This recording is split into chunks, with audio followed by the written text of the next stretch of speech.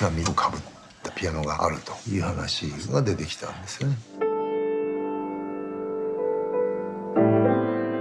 見て見ぬふうにするっていうのもとても僕にはできないことですから。原発反対です。私も再稼働反対です。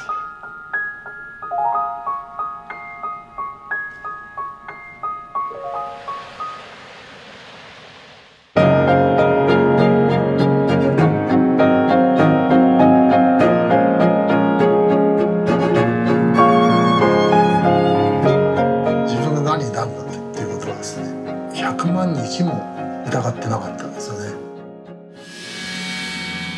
いい音だね。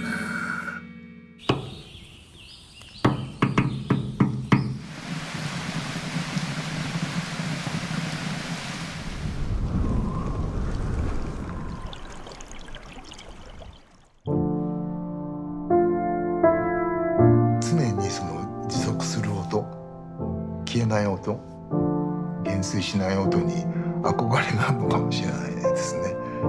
恥ずかしくないものをね、もう少し残したいと思ってますよ、仕事の音楽のね。